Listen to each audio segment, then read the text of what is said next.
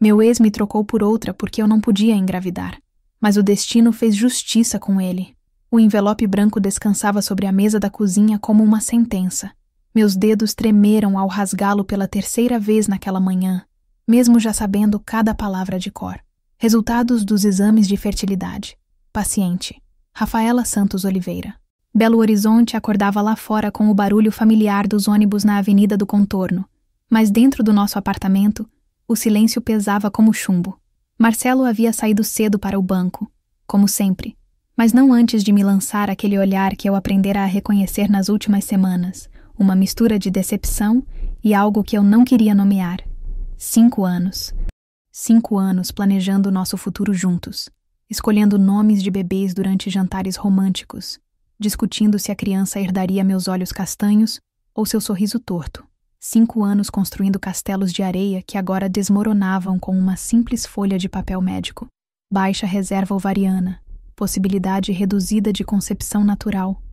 As palavras ecoavam na minha mente enquanto eu preparava o café da manhã que nenhum de nós tomaria. Minha mãe sempre dizia que mulher que não consegue dar filho ao marido não serve para nada. Na época, aos 15 anos, eu havia revirado os olhos e chamado aquilo de pensamento retrógrado. Agora, aos 34, as palavras dela voltavam como fantasmas para me assombrar. O barulho da chave na fechadura me fez sobressaltar. Marcelo voltara mais cedo do trabalho, algo raro para quem vivia obcecado pela promoção que prometiam há 2 anos. Rafa? Sua voz ecoou pelo corredor. Na cozinha, respondi, rapidamente guardando o envelope na gaveta, onde escondíamos as contas em atraso. Ele apareceu na porta, ainda de terno cinza, a gravata afrouxada no pescoço. Havia algo diferente em seu rosto, uma dureza que eu não conseguia decifrar. Precisamos conversar, disse, sem me cumprimentar, sem o beijo costumeiro na testa. Meu estômago se contraiu. Na minha experiência como professora de literatura, eu sabia que frases que começavam assim nunca terminavam bem. Sobre os exames? Perguntei, tentando soar casual enquanto secava as mãos no pano de prato. Meu pano de prato favorito, com desenhos de girassóis que compramos numa viagem a Ouro Preto. Entre outras coisas, ele se sentou à mesa, tamborilando os dedos sobre a madeira envernizada. Rafa, você sabe que eu sempre quis uma família tradicional. Uma esposa, filhos, naquela casa com quintal. Eu sei, e não mudou nada. Existem tratamentos, Marcelo. O médico explicou que... Não é só isso. Ele me interrompeu, evitando meu olhar. Tenho pensado muito sobre nós, sobre o que realmente queremos da vida. Algo gelado desceu pela minha espinha. Sentei-me à sua frente, as mãos tremendo levemente. O que você está tentando me dizer? Marcelo suspirou fundo, finalmente me encarando. Naquele momento, vi um estranho onde antes havia o homem que eu amava. Acho que precisamos dar um tempo, repensar nossas prioridades. As palavras me atingiram como um soco no estômago. Um tempo? Marcelo, estamos juntos há 5 anos.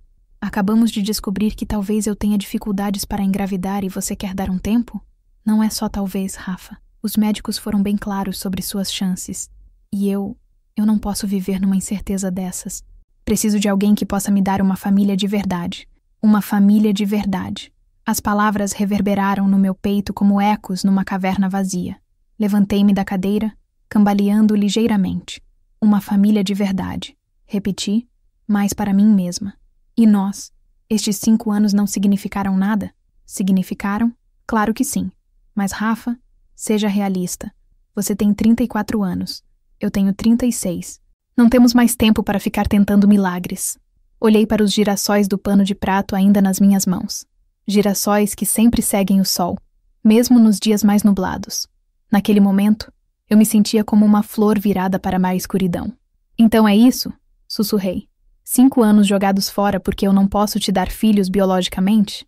Marcelo se levantou, ajeitando a gravata com o mesmo cuidado meticuloso de sempre. Não é só isso, Rafa. É sobre compatibilidade de objetivos de vida. Você vai entender com o tempo. Ele caminhou até a porta. Parou por um segundo como se fosse dizer algo mais, mas apenas acenou com a cabeça e saiu, deixando para trás apenas o eco de seus passos no corredor e o perfume do shampoo que eu costumava amar. Fiquei ali, sozinha na cozinha que havíamos decorado juntos, segurando meu pano de girassóis como se fosse um talismã capaz de desfazer aquela realidade. Lá fora, Belo Horizonte continuava sua rotina indiferente, enquanto dentro de mim, algo muito importante acabara de morrer. O envelope branco ainda estava na gaveta, mas agora ele parecia menos importante. O que me quebrava não eram apenas os óvulos que talvez nunca se transformassem em bebês, mas a descoberta de que o homem que eu amava me via apenas como uma incubadora defeituosa. Aquele seria o último dia que eu me veria assim também. 3 semanas. 3 semanas desde que Marcelo levara suas coisas e me deixara sozinha com as marcas dos quadros que tirara das paredes e o eco de sua indiferença. Eu havia ligado para a escola, inventado uma gripe que não passava e me transformado numa estranha versão de mim mesma, aquela que usava o mesmo pijama por dias seguidos e comia miojo direto da panela. Foi Thalita quem me salvou do buraco em que eu estava cavando. Abre essa porta, Rafaela Santos, ou eu chamo o síndico. A voz da minha melhor amiga ecoou pelo corredor do prédio, seguida de socos insistentes na madeira. Arrastei-me até a porta, o cabelo desgrenhado, os olhos inchados de tanto chorar, assistindo filmes românticos na madrugada. Você tem uma aparência péssima, disse Thalita assim que me viu, empurrando uma sacola de compras contra meu peito. E cheira pior ainda. Obrigada pelo apoio emocional, murmurei, mas não pude evitar um sorriso débil. Thalita sempre fora direta demais para o próprio bem. Apoio emocional vem depois do banho e de uma comida decente. Ela entrou, avaliando os danos. Pilhas de lenços usados, pratos sujos na pia, as cortinas fechadas bloqueando qualquer vestígio de sol. Meu Deus, Rafa, você está deixando aquele idiota te destruir assim? Não é só por causa do Marcelo, protestei, sabendo que mentia. É tudo. Eu não consigo mais olhar para uma criança na rua sem sentir que sou uma falha como mulher. Thalita parou de vasculhar minha geladeira vazia e me encarou com aquele olhar que eu conhecia desde a faculdade. O olhar que dizia que ela estava prestes a falar alguma verdade inconveniente. Escuta aqui, sua boba. Você é professora há 10 anos. Quantas crianças já passaram pela sua vida? Quantas você ajudou a crescer, a descobrir o amor pela leitura? E você me vem dizer que é uma falha como mulher? Suas palavras me acertaram como pedras num lago parado, criando ondas que eu não esperava. Era verdade. Em uma década de ensino, eu havia sido mãe de centenas de alunos, pelo menos durante as horas que passávamos juntos. É diferente, Thali. Não é a mesma coisa que ter um filho seu. Não, não é a mesma coisa. Mas isso significa que é menos importante? Ela se aproximou, segurando meus ombros com firmeza. Rafa, lembra do João Pedro? Aquele menino tímido do 3º ano que não conseguia ler? Você ficou com ele todos os dias depois da aula até que ele descobriu a mágica das palavras. Lembra da Marina, que chegou traumatizada porque os pais se separaram? Você a ajudou a encontrar refúgio nos livros. Lágrimas novas começaram a escorrer, mas desta vez não eram só de tristeza. Eram de reconhecimento, de uma verdade que eu havia esquecido no meio da dor. Aliás, continuou Thalita, puxando uma folha amassada da bolsa. Chegou isso na escola para você. A diretora me pediu para trazer. Era um convite. Papel reciclado, letras coloridas desajeitadas de criança. Projeto Sementes de Leitura convida a professora Rafaela para fazer parte do nosso time de voluntários. Precisamos de alguém especial para plantar histórias no coração das nossas crianças. Dr. Henrique? Perguntei, reconhecendo o nome na assinatura. Ele havia sido meu professor de literatura na UFMG, um homem gentil que sempre acreditara no poder transformador das palavras. Você conhece? Thalita se sentou ao meu lado no sofá. Ele disse que você foi uma das melhores alunas que já teve e que este projeto precisa de gente como você. Olhei novamente para o convite. As letras infantis pareciam dançar na minha frente, sussurrando promessas de propósito que eu não sentia há semanas. É um projeto social, expliquei, mas para mim mesma. Leitura para crianças em situação de vulnerabilidade. Parece perfeito para você. Levantei-me, caminhando até a janela. Abri as cortinas pela primeira vez em dias, deixando a luz dourada da tarde invadir a sala. Lá fora, Belo Horizonte respirava vida. Crianças brincando na praça, mães empurrando carrinhos. O mundo continuando a girar mesmo quando o meu parecia ter parado. Thali, disse devagar. Você acha que eu consigo recomeçar? Consigo? Menina, você já começou, só não percebeu ainda. Peguei o pano de prato dos girassóis que estava sobre a mesa de centro. Havia semanas que ele não voltara para a gaveta da cozinha, como se fosse um lembrete constante de dias melhores. Os girassóis continuavam lá, virados para onde eu imaginava que seria o sol. Vou ligar para o Dr. Henrique amanhã, decidi, surpreendendo-me com a firmeza na minha própria voz. Hoje, corrigiu Thalita. Vai ligar hoje, depois do banho, de uma comida decente e de jogar esse pijama fora. Sorri pela primeira vez em semanas. Um sorriso pequeno, hesitante, mas genuíno. Thali. Obrigada por não ter desistido de mim. Amiga não desiste de amiga boba, principalmente quando ela é teimosa demais para pedir ajuda. Naquela tarde, enquanto Thalita me ajudava a limpar a casa e a vida, senti algo pequeno e frágil nascendo dentro do meu peito. Não era alegria ainda. Era cedo demais para isso, mas era esperança. E às vezes, esperança é tudo o que precisamos para dar o primeiro passo em direção à luz. O centro comunitário da Vila Santa Rita ficava numa das periferias de Belo Horizonte, que eu só conhecia de passagem. Quando desci do ônibus naquela manhã de sábado, carregando uma mochila cheia de livros infantis, senti um frio na barriga, que não tinha nada a ver com o vento frio de julho. Rafaela, a voz calorosa do Dr. Henrique me fez virar. Ele estava na porta do centro, mais envelhecido do que eu lembrava, os cabelos completamente brancos agora, mas com o mesmo sorriso gentil que me tranquilizara durante as aulas de literatura brasileira. Professor, disse, me aproximando. Ainda não acredito que estou aqui. Eu sabia que você viria. Ele me abraçou paternalmente. Sempre soube que você tinha um coração grande demais para caber só numa sala de aula tradicional. Entramos no prédio simples, paredes descascadas pintadas com desenhos coloridos feitos pelas próprias crianças. O cheiro era de giz de cera, lanche escolar e, estranhamente, de esperança. São 42 crianças, explicou o Dr. Henrique enquanto caminhávamos pelo corredor. Ou entre 5 e 12 anos. A maioria vem de famílias em situação de vulnerabilidade social. Alguns não sabem ler, outros leem muito pouco, mas todos têm uma sede imensa por histórias.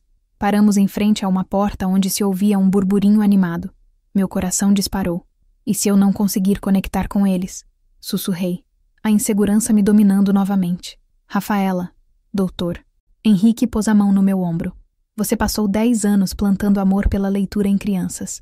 A única diferença é que essas aqui talvez precisem um pouco mais de carinho. Ele abriu a porta, e 42 pares de olhos se voltaram para mim. Crianças sentadas em almofadas coloridas no chão, algumas descalças, outras com roupas remendadas, mas todas com aquele brilho inconfundível da curiosidade infantil. Pessoal, esta é a professora Rafaela, anunciou o doutor. Henrique, ela veio contar histórias para vocês. Um menino pequeno, de talvez 7 anos, levantou a mão. Tinha cabelos escuros desalinhados e olhos espertos demais para a idade. Que tipo de histórias, tia? Como você se chama? Perguntei, me agachando na altura dele. Lucas. Lucas, que tipo de história você gostaria de ouvir? Ele pensou por um momento, mordendo o lábio inferior. Uma que a pessoa triste vira feliz no final. Algo se mexeu no meu peito. Olhei para aquelas crianças. Tantas histórias interrompidas. Tantos sonhos adiados por circunstâncias que elas não escolheram. E, de repente, entendi por que estava ali. Então vou contar a história da estrela apagada, disse, sentando-me no centro da roda. Durante a hora seguinte, contei a história de uma estrela que achava que não brilhava mais, até descobrir que sua luz era diferente, mas não menos importante. As crianças ficaram hipnotizadas, interrompendo com perguntas, sugestões, risos. Lucas, em particular, não tirava os olhos de mim. Quando terminei, ele se aproximou. Tia Rafa, você vai voltar semana que vem? Vou, sim. Promete? A intensidade da pergunta me surpreendeu. Prometo. Ele sorriu. Um sorriso banguela que me derreteu por completo. Depois que as crianças foram embora, Dr. Henrique e eu ficamos organizando os livros. Lucas é especial, comentou ele. Mora só com a avó, que trabalha como diarista. Menino inteligente, mas carente de afeto. Você conquistou ele hoje. Ele me conquistou, corrigi. Todos eles me conquistaram. Como você está se sentindo? Parei de arrumar os livros e pensei na pergunta. Como eu estava me sentindo? Pela primeira vez em semanas, eu me sentia útil, importante, viva. Bem, disse finalmente. Diferente. como se tivesse encontrado algo que não sabia que estava procurando. Maternidade não é só sobre dar à luz, Rafaela. É sobre nutrir, cuidar, ensinar. Você fez isso hoje com 42 crianças. Suas palavras ecoaram no meu peito como um sino. Eu havia sido mãe naquela manhã.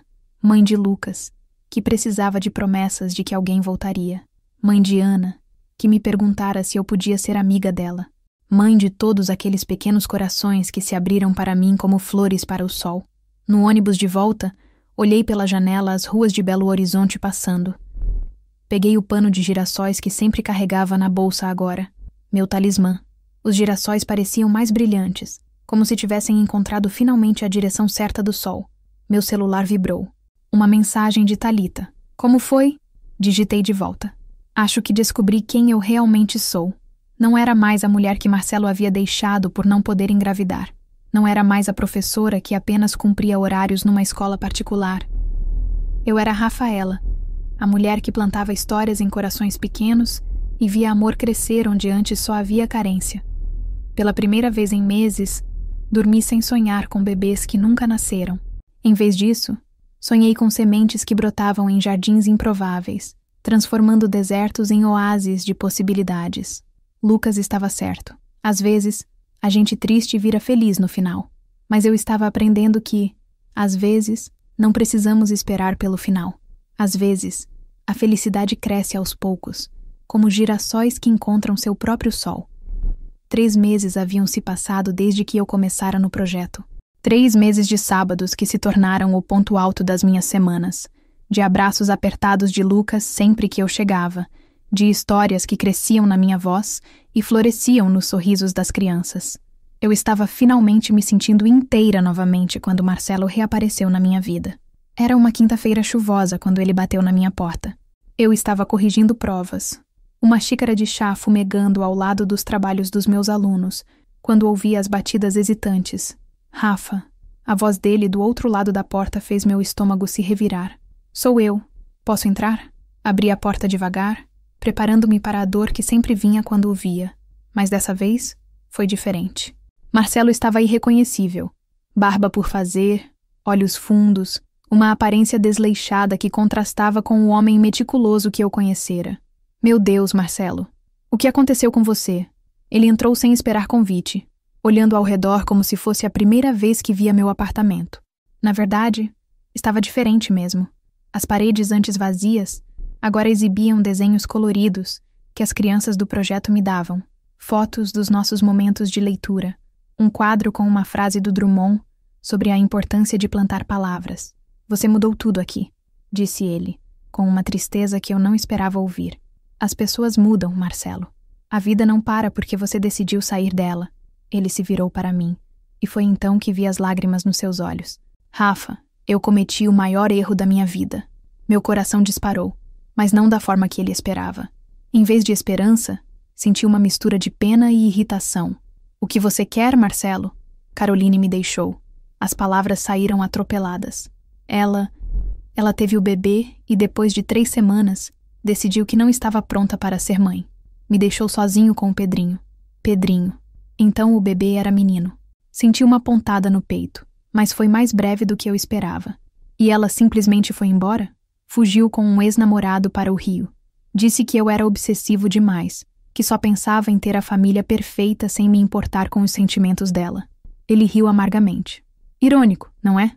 Fiquei em silêncio, observando aquele homem que um dia amei se despedaçar na minha frente. Rafa, eu não consigo cuidar do Pedrinho sozinho. Perdi o emprego porque faltava muito para cuidar dele. Estou perdido. Ele se aproximou, pegando minhas mãos. Você sempre foi a mulher mais forte que conheci, a mais carinhosa. Eu preciso de você.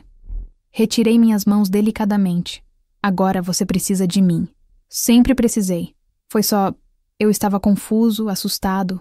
Homem às vezes é burro mesmo. Você sabe. Não, Marcelo. Minha voz saiu mais firme do que eu esperava. Você não estava confuso. Você estava sendo exatamente quem sempre foi. Alguém que vê as pessoas como objetos para satisfazer suas necessidades. Isso não é verdade. Não é? Quando descobrimos sobre minha dificuldade para engravidar, qual foi sua primeira preocupação? Não foi como eu estava me sentindo. Se eu precisava de apoio. Foi como aquilo afetava seus planos de ter a família perfeita. Ele abriu a boca para protestar, mas eu continuei. E agora, quando Caroline te abandona com um bebê, você vem correndo para mim. Não porque me ama, mas porque precisa de alguém para resolver seus problemas. Rafa, por favor, eu sei que errei, mas você destruiu 5 anos da minha vida em 5 minutos quando decidiu que eu não valia nada porque meus óvulos talvez não funcionassem direito. Senti lágrimas quentes nos meus olhos, mas não eram de tristeza. Eram de raiva, de libertação. Você sabe o que descobri depois que você saiu? Ele me olhou, esperando. Descobri que eu sou mãe todos os sábados. Mãe de 42 crianças que me amam, não pelo que meu corpo pode produzir, mas pelo que meu coração pode dar. Peguei o pano de girassóis que estava sobre a mesa. Descobri que eu não preciso da sua aprovação para ser uma mulher completa. Mas, Rafa, nós podemos tentar de novo. Posso adotar o Pedrinho oficialmente. E você pode ser a mãe que ele precisa. Nós podemos ser uma família. A ironia daquelas palavras me atingiu como um tapa. Família? Marcelo, você me ensinou que família, para você, é um projeto. Um sonho egocêntrico onde as pessoas são peças intercambiáveis. Caminhei até a porta, abrindo-a. Mas eu aprendi que família de verdade é amor incondicional. É a escolha diária de cuidar, nutrir, estar presente. Rafa, não me manda embora. Eu te amo. Olhei para ele, realmente olhei, e vi não o homem que eu havia amado, mas alguém desesperado, egoísta, que só me procurava porque estava sozinho e assustado. Não, Marcelo, você ama a ideia de ter alguém para resolver seus problemas, mas não me ama a mim. Respirei fundo. E sabe de uma coisa? Eu descobri que isso está tudo bem, porque eu me amo o suficiente por nós dois agora. Ele saiu cabisbaixo, sussurrando "Você vai se arrepender", que soou mais como um último ato de desespero do que uma ameaça. Fechei a porta e encostei nela, tremendo, mas não de medo ou tristeza. Era alívio. Era a sensação de quem finalmente encontrou sua própria força. O girassol do meu pano de prato sorriu para mim, e pela primeira vez entendi completamente sua mensagem. Não importa como o mundo gire ao seu redor, você sempre pode escolher para onde virar seu rosto. E eu havia escolhido me virar para a luz. 1 ano depois, eu estava no Fórum de Belo Horizonte segurando a mão pequena e suada de Lucas, aguardando nossa audiência de adoção. Ele usava uma camiseta nova do Cruzeiro que eu havia comprado para a ocasião, os cabelos penteados com gel, seu jeito de mostrar que aquele dia era especial. Tia Rafa, depois que o juiz falar, eu posso te chamar de mãe? Perguntou pela 10ª vez naquela manhã, balançando as pernas no banco alto. Pode, meu amor, mas você já me chama de mãe faz tempo, respondi, alisando seus cabelos rebeldes. Era verdade. Havia meses que Lucas dormia no quarto que eu havia decorado especialmente para ele, cheio de livros e desenhos que fazíamos juntos. Havia meses que eu acordava com seus pés gelados encostando nas minhas costas quando ele tinha pesadelos. Havia meses que eu era mãe no sentido mais puro da palavra, não pelo sangue, mas pela escolha diária de amar incondicionalmente. Rafaela Santos Oliveira? A voz da escrivã me tirou dos devaneios. Sim, somos nós. O doutor. Henrique chegou para servir como testemunha. Ela informou, apontando para meu antigo professor que acenava do fundo do corredor. E... há mais alguém aqui querendo falar com você. Meu coração gelou quando vi Thalita se aproximando com uma expressão estranha no rosto. Rafa, tem um cara lá fora. Disse que é importante. Sobre o Lucas. Senti o mundo girar. Lucas se agarrou mais forte na minha mão. Que cara? O que ele quer? Mas antes que Thalita pudesse responder, eu vi. Marcelo estava parado perto da entrada do fórum. Mais limpo que da última vez. Mas ainda com aquele ar de derrota que eu aprendera a reconhecer. Fica aqui com a tia Thalita 1 minutinho, meu amor. Disse para Lucas, tentando manter a voz calma. Caminhei até Marcelo com passos firmes, sentindo a raiva familiar subir pelo peito. O que você está fazendo aqui, Marcelo? Como soube, saiu no jornal local. Mari professora adota aluno do projeto social. Tinha sua foto. Ele mostrou o celular com a matéria. Rafa, eu vim te pedir perdão. De verdade dessa vez. Você tem 5 minutos antes da minha audiência. Eu perdi a guarda do Pedrinho. Disse de uma vez. Minha irmã conseguiu provar que eu não tinha condições. Ele está morando com ela em São Paulo agora. Senti uma pontada de algo que não consegui identificar. Penas, talvez. Marcelo, não, deixa eu falar. Você estava certa sobre tudo. Eu só via as pessoas como projetos, como peças do meu sonho egoísta de família perfeita. Ele respirou fundo. Vendo você hoje, vendo como você brilha, entendi o que perdi. Não perdi uma mulher que não podia me dar filhos. Perdi a mulher que sabia amar de verdade. As palavras dele não me machucaram como eu esperava. Em vez disso, senti uma estranha paz. Obrigada por dizer isso, respondi sinceramente. Mas não muda nada, Marcelo. Eu segui em frente. Eu sei. E você estava certa. Ele olhou na direção de Lucas, que brincava com Thalita, mas não tirava os olhos de nós. Ele tem sorte de ter uma mãe que escolheu ele. Nós temos sorte, um do outro. Marcelo acenou para Lucas, que timidamente acenou de volta, e se virou para sair. Mas parou. Rafa, eu torço sinceramente pela sua felicidade. Você merece tudo de bom. E pela primeira vez em 2 anos, eu acreditei que ele estava sendo verdadeiro. Voltei para Lucas, que correu para meus braços. Era o homem mau, mãe. Sorri diante daquela sabedoria infantil. Lucas sempre soubera, instintivamente, que Marcelo representava uma época da minha vida que era melhor deixar no passado. Não, meu amor. Era só alguém que precisava pedir desculpas. A audiência foi rápida. O juiz, um homem gentil de uns 60 anos, perguntou sobre minha motivação, minha estabilidade financeira, meus planos para Lucas. Respondi com o coração aberto, falando sobre como aquele menino havia me ensinado que amor não tem nada a ver com DNA, mas com a decisão diária de escolher cuidar, proteger, nutrir. E Lucas, o juiz se dirigiu ao menino. Você quer que a Rafaela seja sua mãe legal? Ela já é minha mãe, respondeu ele com a certeza absoluta das crianças. Só falta o papel. Todos riram, inclusive o juiz. Então está decidido. Rafaela Santos Oliveira. Você é oficialmente mãe de Lucas Santos Oliveira. Lucas pulou nos meus braços, e eu senti como se meu coração fosse explodir de felicidade. Doutor, Henrique e Thalita aplaudiram, lágrimas nos olhos. 3 meses depois, gravei um vídeo para uma campanha sobre adoção. Contei minha história, a infertilidade, o abandono, a descoberta de que maternidade é muito maior que biologia. O vídeo viralizou, chegando a 500.000 de visualizações. Meu nome é Rafaela, sou mãe do Lucas, e aprendi que família não é sobre o sangue que corre nas veias, mas sobre o amor que corre no coração. Na noite depois da gravação, Lucas e eu estávamos fazendo o dever de casa na mesa da cozinha. Ele desenhava girassóis para um trabalho sobre plantas, e eu corrigia provas. Mãe, disse ele, sem levantar os olhos do desenho, por que você sempre tem aquele pano com flores amarelas? Olhei para o pano de girassóis, agora emoldurado na parede da cozinha. Não mais um talismã de esperança, mas um símbolo de vitória. Porque girassóis sempre se viram para o sol, meu amor. Não importa onde ele esteja, como você fez comigo, como nós fizemos um com o outro. Corrigi, beijando o topo da sua cabeça. Lá fora, Belo Horizonte respirava suas rotinas noturnas, mas dentro da nossa casa, nossa família de 2 corações que escolheram bater juntos, éramos a prova viva de que às vezes o destino não faz justiça através da vingança, mas através da redenção. E os girassóis na parede sorriam, eternamente virados para a luz que finalmente habita dentro de mim. Fim. Obrigada por assistir até o final. Você gostou da história? Deixe um comentário. Quero saber o que você achou. Não se esqueça de deixar seu like e se inscrever agora para receber mais relatos emocionantes que você não vai querer perder. Ative o sino para ser notificado sempre que um novo vídeo for lançado. Vejo você na próxima história. Muito obrigada.